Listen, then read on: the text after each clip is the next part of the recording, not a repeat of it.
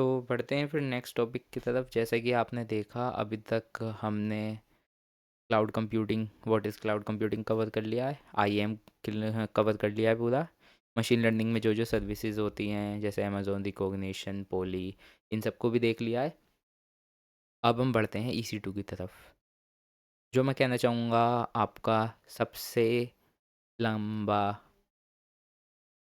Videos जाएंगी, इसकी जाएंगी EC2 की। और भी चीज़ों की जाएंगी बट EC2 आप कह सकते हो कि आपका फर्स्ट टॉपिक है, जो एक मेन टॉपिक है जिससे मैं मानता हूँ 3 से 4 क्वेश्चंस आएंगे आपके। ठीक है ना?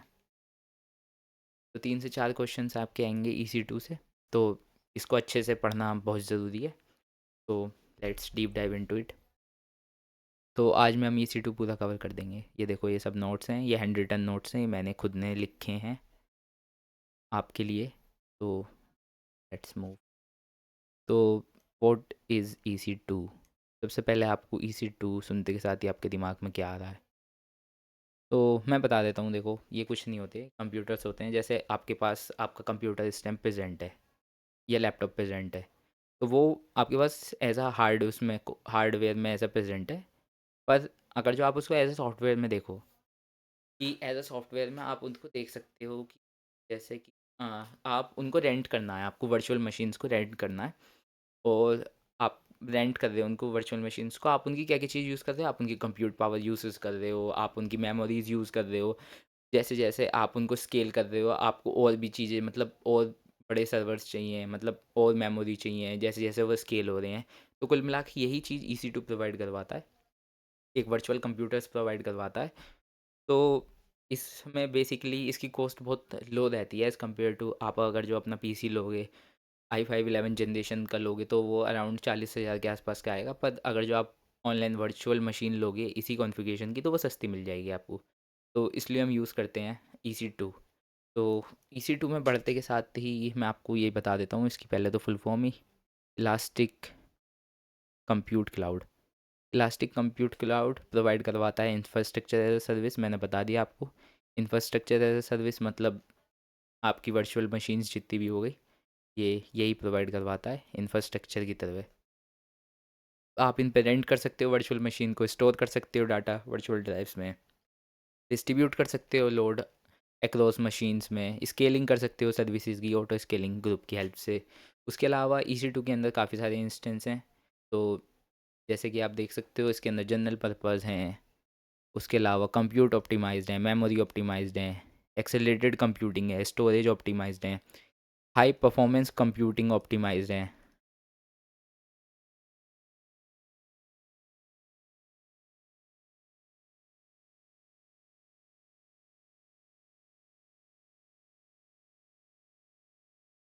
हाई परफॉर्मेंस कंप्यूटिंग ऑप्टिमाइज्ड हैं, इंस्टेंट फीचर्स हैं, उसके बाद मेजरिंग इंस्टेंस परफॉर्मेंस है।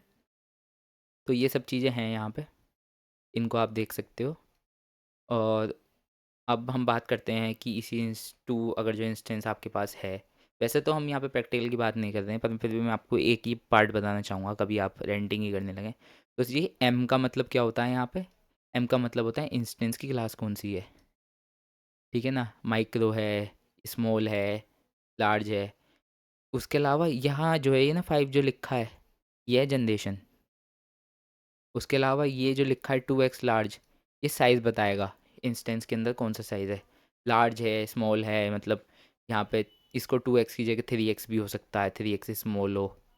ये सब चीज़ें बताएगा। और जैसा कि आप ये सारे इंस्टेंस देख रहे हो ना, ये एक स्पेसिफिक रोल को फॉलो करते हैं। मतलब जनरल पर्पस जनरल इंस्टेंस होंगे, कंप्यूट ऑप्टिमाइज के अंदर आपकी कंप्यूटेशन पावर ज़्यादा होगी, मेमोरी ऑप्टिमाइज के अंदर मेमोरी की थोड़ी परफॉर्मेंस अच्छी होगी। ऐसे करके ये सारे इंस्टेंस बटे हुए हैं। उसके अलावा आप EC2 इंस्टेंस की स्टोरेज का सेक्शन कैसा है, तो अगर जो आप देखना चाहो EC2 इंस्टेंस स्टोरेज सेक्शन, तो EBS वॉल्यूम क्या है? EBS वॉल्यूम, आप पहले तो आपने यही समझ लिया कि यहाँ पे EC2 की बात हो रही है, इलास्टिक कंप्यूट की, तो वो भी क्लाउड पे के अंदर। तो मतलब कुल मिला के आपकी मशीन्स जो हैं इंफ्रास्ट्रक्चर एज अ सर्विस चल रही हैं। इंफ्रास्ट्रक्चर एज अ सर्विस मतलब सब चीज़ क्लाउड पे, आपको खाली ID पासवर्ड मिलेगा और वो उससे आप अपनी सिस्टम को एक्सेस कर पाओगे। उसके अलावा आप ये कह सकते हो कि ये एक नेटवर्क ड्राइव्स हैं जो आप अपने कंप्यूटर के साथ अटैच कर सकते हो इंस्टेंस को जब वो रन करते हैं। तो मतलब इसमें ये होता है कि अगर जो आपका नेटवर्क या आपका डाटा मतलब आप इनको EC2 इंस्टेंस को EBS वॉल्यूम्स को लगा रहे हो आप, और आपका डाटा लॉस्ट हो गया, तो आप उनको रिकवर कर सकते हो। और एक टाइम पे एक ही EBS वॉल्यूम लगेगा एक डाटा के साथ। इसमें लिखा होगा, देखो ये चीज़, it allow you your instant to persist data even after the termination. You can also mount to one instant at a time. They are bound to specific availability zone. Availability zone मतलब एक zone के लिए ही होगा वो, ये नहीं कि आपका मतलब दूसरे जोन में चल रहा है तो उसके साथ भी माउंट हो जाएगा। उसके साथ आपको अलग माउंट करना पड़ेगा, तो हर उसके लिए अलग वो माउंट करना पड़ेगा। उसके बाद EBS स्नैपशॉट्स होते हैं, स्नैपशॉट archives होते हैं। ये archive टायर के अंदर होता है कि इसके अंदर क्या होता है, ये 75% चीपर होते हैं। और इसके अगर जो आपको इनमें से डाटा ले रीस्टोर करना है तो आपको 24 घंटे से 72 घंटे तक लग सकते हैं इनके डाटा रीस्टोर करने के लिए। EBS स्नैपशॉट्स अर्चीव्स, ये अर्चीव टायर्स होते हैं आपकी। तो मतलब कुल मिला के अगर जो आपका बहुत सारा डाटा है और आपको उसे एकदम भी फ्रिक्वेंटली यूज़ नहीं करना, आपको उसको सेव करके रखना है, तो आप इसमें सेव कर सकते हो। इसकी इसमें 75% ये चीपर है अदर उससे। उसके अलावा रिसाइकल बिन है EBS स्नैपशॉट्स की। And step up rules to retain deleted snapshots so you can recover them after the accidental deletion, specific retention from 1 day to 1 year। तो मतलब अगर जो आपका कोई स्नैपशॉट डिलीट हो गया तो आपको उसको रिकवर करना है, तो आप एक्सीडेंटल अगर जो आपका कोई डिलीट हो गया तो उसको आप रिटेंशन कर सकते हो, 1 दिन से लेके 1 साल के अंदर वो हो जाएगा। उसके अलावा AMI, अमेजोन मशीन इमेजेस, ये इसके अंदर ये होता है कि आप अपना कस्टमाइजेशन बना सकते हो EC2 इंस्टेंस को। मतलब आपका खुद का सॉफ्टवेयर जो आप यूज़ करना चाहते हो, आप कौन सी कॉन्फ़िगरेशन का OS यूज़ करना चाहते हो, ऑपरेटिंग सिस्टम यूज़ करना चाहते हो, आप कौन सी मॉनिटरिंग किस बेसिस पे करवाना चाहते हो, ये सब चीज़ आप कस्टमाइज़ कर सकते हो। उसके अलावा फास्टर बूट होएगा, ये कॉन्फ़िगरेशन होगी, टाइम होगा because of your pre package software. ठीक है ना। उसके बाद for- आप इनको स्पेसिफिक रीज़न के लिए बिल्ड कर सकते हो।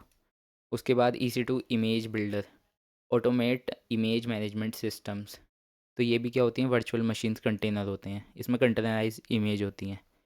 तो इसमें आप क्या कर सकते हो, ऑटोमेट कर सकते हो क्रिएशन को, मेंटेन कर सकते हो, वैलिडेट कर सकते हो, टेस्ट कर सकते हो आपने EC2 के AMI को। ठीक है ना। उसके अलावा ये फ्री सर्विस होती है, only pay for the underline resources. जितने आप रिसोर्सेज यूज़ करोगे उतने को आपको यूज़ मतलब पे करना होगा। इसमें इसमें सब में ही पे एज यू गो होता है, तो आप देख सकते हैं इसको। और EC2 इंस्टेंस स्टोर क्या होता है, इंस्टेंस स्टोर ये होता है कि इसमें limited EBS volumes are network drives with good but limited performance. EBS volumes जो होती हैं वो नेटवर्क ड्राइव्स होती हैं, जो गुड मतलब अच्छी तो होती हैं पर लिमिटेड परफॉर्मेंस होती है। If you need a high performance hardware disk, use EC2 instance store. अगर जो आपको हाई परफॉर्मेंस चाहिए हार्ड ड्राइव डिस्क, तो आपको EC2 इंस्टेंस स्टोर चाहिए।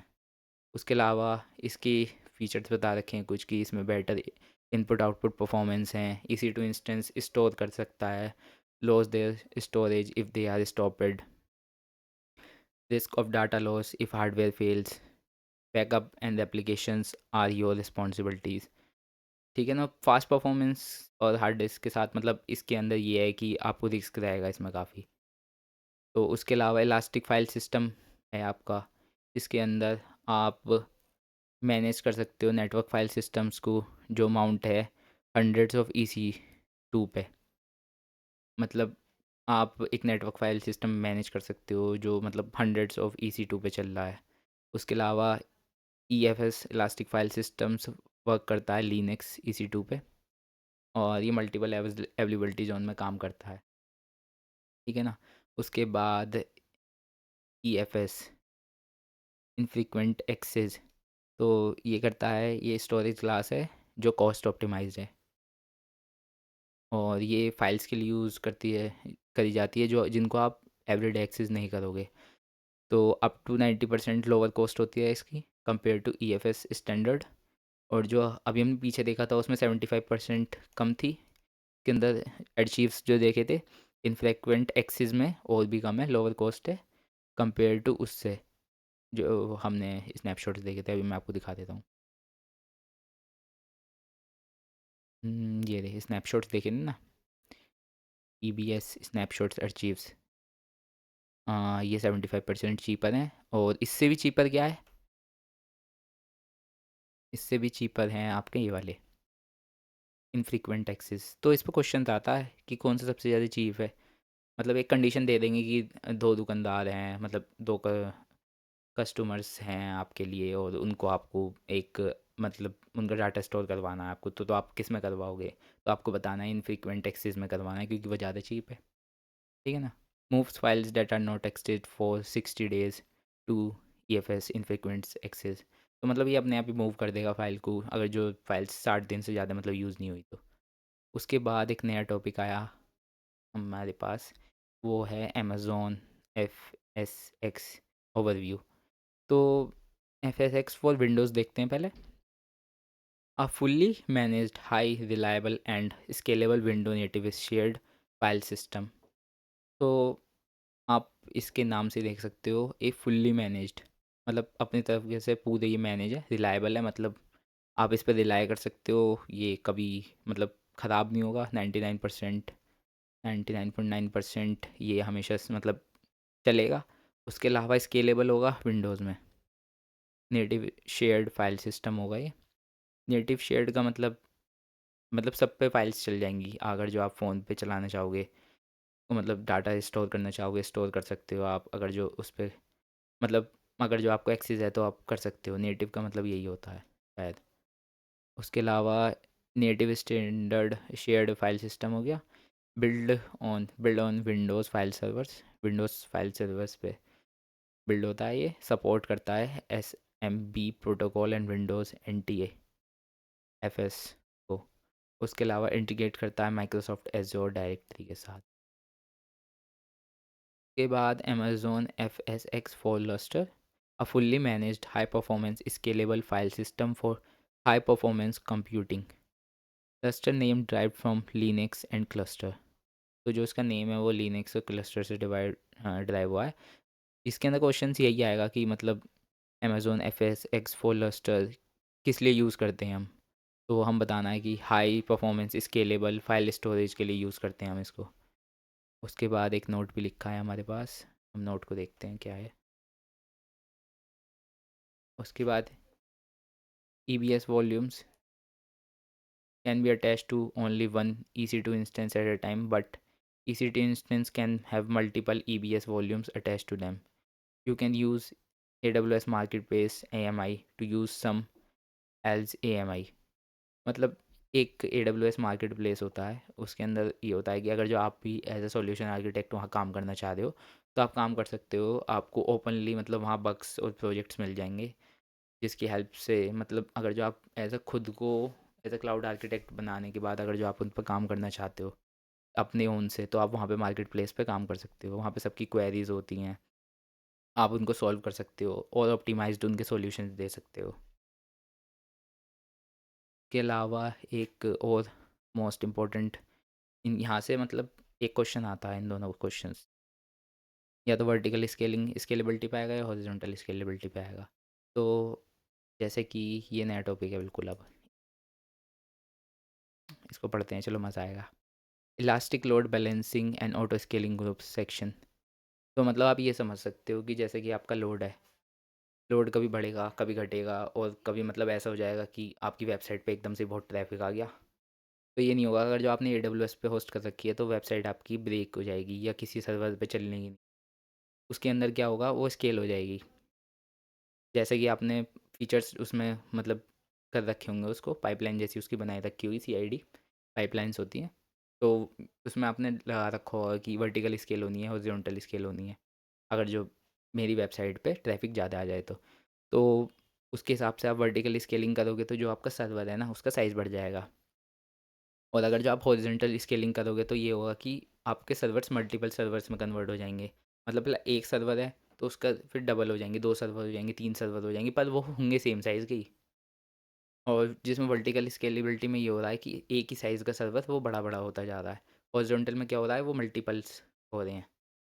उसके अलावा यही लिखा है यहाँ पे same to same, scalability and high availability होगी इनकी। Scalability means that an application system can handle greater load by adapting.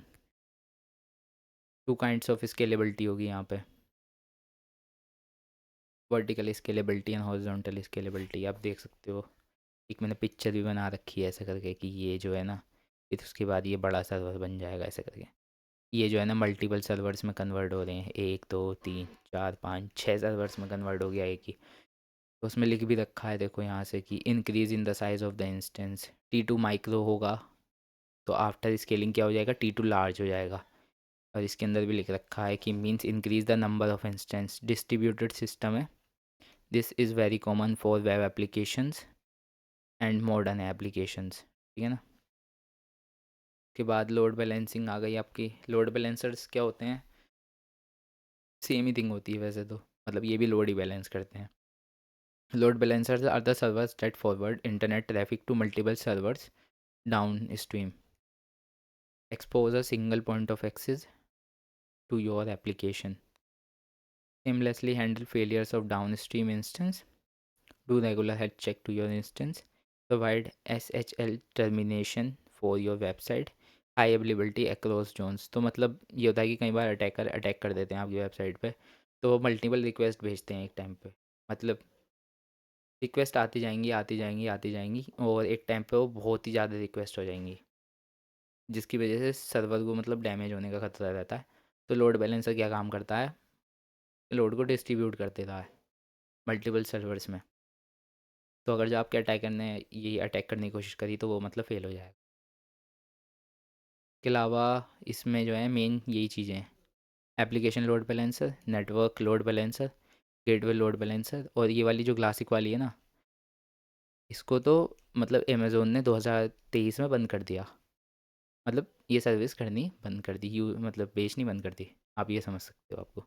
4 kind of load balancer offered by AWS। Application, इसके अंदर जो है ना, एप्लीकेशन के अंदर इन 2 लेयर्स पर काम होता है, HTTP hypertext transfer control protocol, और उसके अंदर सिक्योर होती हैं थोड़ी सी SK जो लग जाती हैं। और उसके बाद network load balancer ultra high performance करते हैं, अलाउ करते हैं TCP को। ट्रांसफ़र कंट्रोल प्रोटोकॉल मतलब होता है इसका TCP का, शायद ट्रांसफ़र कंट्रोल प्रोटोकॉल। जैसे अगर जो आप कंप्यूटर साइंस से होंगे तो आपको वैसे इन टर्म्स के बारे में पता ही होगा काफ़ी ज़्यादा। पर अगर जो आप नहीं हो कंप्यूटर साइंस बैकग्राउंड से तो मैं आपको बता ही देता हूँ। ये टर्मिनोलॉजीज थोड़ी थोड़ी पढ़ लेना पहले से ही, मतलब काम देंगी। उसके बाद ये एप्लीकेशन लोड बैलेंसर काम किस पे करती है, ये HTTP और HTTPS पे काम करती है, ठीक है ना। ये HTTP राउटिंग करती है, उसके अलावा स्टैटिक DNS URL प्रोवाइड करवाती है, मतलब डोमेन नेम सिस्टम कहते हैं DNS।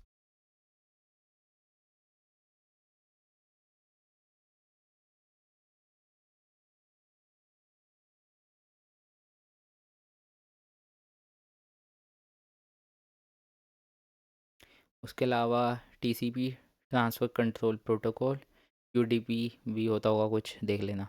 उसके अलावा प्रोटोकॉल लेयर्स हैं ये, यानी उस मतलब इसमें क्वेश्चन ऐसा आता है कि एप्लीकेशन लोड बैलेंसर के लिए क्या चीज़ यूज़ होती है, तो आपको बताना है HTTP और HTTPS यूज़ होता है। इसमें पूछता है कि नेटवर्क लोड बैलेंसर के लिए क्या चीज़ यूज़ हो, कौन सा प्रोटोकॉल यूज़ होता है, तो आपको बताना है कि इसमें ये वाला प्रोटोकॉल यूज़ होता है, TCP UDP प्रोटोकॉल। तो ये हाई परफॉर्मेंस होती है, मिलियंस ऑफ रिक्वेस्ट पर सेकंड को हैंडल कर सकती है। इसकी स्टैटिक आईपी होती है, और इलास्टिक थ्रू इलास्टिक आईपी भी होती है, मतलब इलास्टिक आईपी के थ्रू एक स्टैटिक स्टैटिक आईपी भी होती है। उसके बाद गेटवे लोड बैलेंसर पे भी आ जाते हैं। ये जनरी प्रोटोकॉल है, इसके अंदर आईपी पैकेट्स होते हैं, ये लेयर 3 में होती है, ठीक है ना। इन सब के पैकेट्स ये राउट करता है ट्रैफिक को फायरवॉल से। तो मतलब फायरवॉल्स, अगर जो आप कंप्यूटर साइंस बैकग्राउंड से हो तो आपको पता होगा कि लेयर्स होती हैं, और उसके बाद फायरवॉल होती है, वो देखती है कि किसकी रिक्वेस्ट, अगर जो ये जेनरिक रिक्वेस्ट है तो उसको एक्सेस कर देती है। नहीं तो अगर जो कोई अटैकर अटैक करता है तो फायरवॉल उसे रोकती है। तो सिक्योरिटी गार्ड काम करती है मतलब फायरवॉल, कुल मिला के आप कहना चाहो तो। इंट्रूसिव डिटेक्शन कर लेगा ये, ठीक है ना। तो इसके अंदर 3 पॉइंट में यही बताना चाहूँगा इनको कि गेटवे जो है वो आईपी पैकेट्स के लिए यूज़ होता है, ठीक है ना, डिटेक्ट करने के लिए। उसके बाद नेटवर्क जो है टीसीपी यूडीपी के लिए यूज़ होता है, और एप्लीकेशन लोड बैलेंसर एचटीटीपी एचटीपीएस के लिए यूज़ होता है, ठीक है ना। उसके बाद ऑटो स्केलिंग ग्रुप्स पे आ जाते हैं। ये भी सेम ही चीज़ है, मैं बता देता हूँ। लोड को स्केल और स्केल डाउन करेगा, स्केल इन और स्केल डाउन करेगा। इसके अंदर रियल टाइम होता है, नहीं, in real time the load on your website and application can change.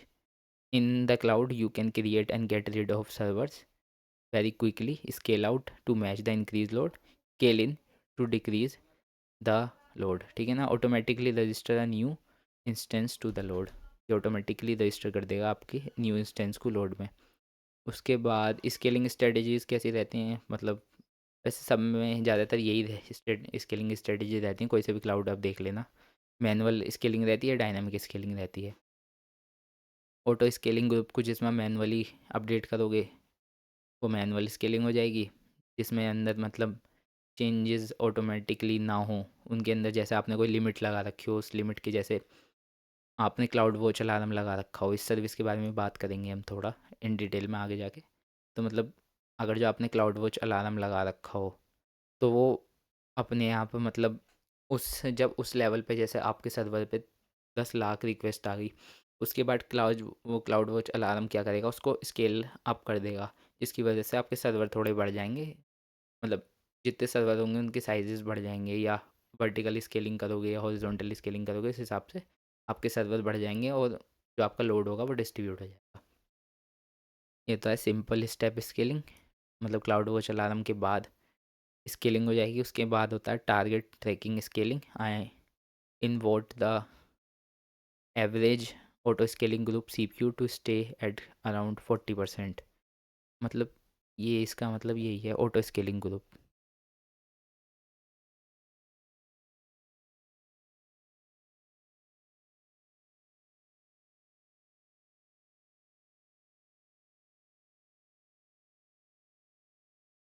और एक होता है इसमें शेड्यूल स्केलिंग, वो प्रिडिक्ट करता है यूजिंग ML, ठीक है ना।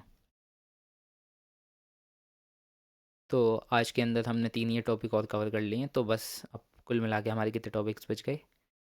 अब हमारे बस ये टॉपिक्स बच गए हैं थोड़े से। एक तो डाटाबेस बच गया पूरा, यहाँ तक मान लीजिए आप डाटाबेस को। और उसके बाद मॉनिटरिंग, क्लाउड मॉनिटरिंग एक पर्टिकुलर टॉपिक है। ये टॉपिक्स हैं तो मतलब अभी कुल मिला के बच गया है काफ़ी सारा वैसे तो। ये भी है, इन सबको भी मैं एक एक टॉपिक को हैंड रिटन लिख के, और मतलब ये है कि आप करवा रहे हैं तो अच्छे से करवाएंगे सब चीज़। ये नहीं कि बस टाइम पास कर दिया, एक एक टॉपिक को हैंड रिटन लिख के। और बिल्कुल मतलब मार्कर से, ये आप देख रहे होंगे ये स्केच पेन्स हैं मेरे मतलब मैं यूज़ नहीं करता इनको, मैं आपके नोट्स की वजह से लेके आया हूँ, ठीक है ना। तो स्केच पेन से क्योंकि थोड़ा सा अच्छा सा लगता है, कलर वलर हो तो आपको भी थोड़ा पढ़ने में इंटरेस्टिंग लगेंगे नोट्स। तो कुल मिला के इनसे स्केच पेन से अच्छे से जो जो टॉपिक इंपॉर्टेंट हैं, जो जो क्वेश्चंस बन सकते हैं, जैसे मैनुअली स्केलिंग पे मैंने ये कर रखा है, auto scaling manually, auto scaling group manually, ये जो इंपॉर्टेंट पॉइंट्स हैं मैंने की पॉइंट्स को लिख रखा है उस पर। तो इनको भी मैं मतलब एक तरीके से हेडलाइन कर रहा हूँ इससे, मार्कर की थ्रू से, हेल्प से।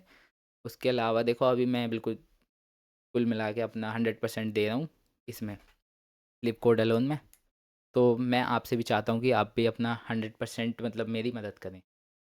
अगर जितना आप लाइक शेयर फॉलो करेंगे मेरे को उतना ही, मतलब आप शेयर करो अपने फ्रेंड के साथ, आप लिंक्डइन पे शेयर करो, इससे काफ़ी हेल्प मिलेगी मेरे को।